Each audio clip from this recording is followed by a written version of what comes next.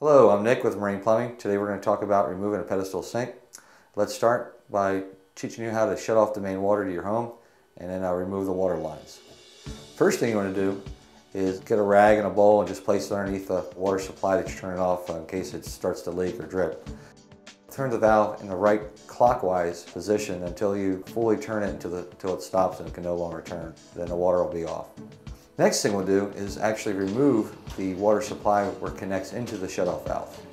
Once we do that, a little bit of water will come out and the remnants will actually drip into the water bowl that we have, and we have some rags to catch as well.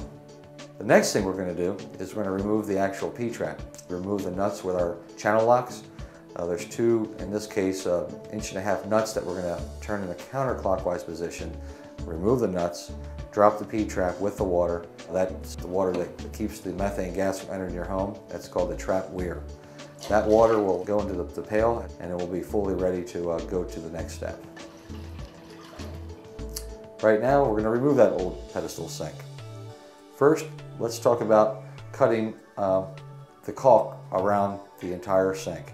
If you don't remove the caulk from the sink, it's going to pull the paint off the wall. You don't want to do that because it'll get deeper than you want to. The caulk will actually go around the top and will go and wrap around the actual apron. So you want to make a really nice razor knife to cut that incision all around. There'll also be mounting screws underneath the sink that they could either be toggle bolts or wood screws. So you'll want a 4-in-1 screwdriver to do that.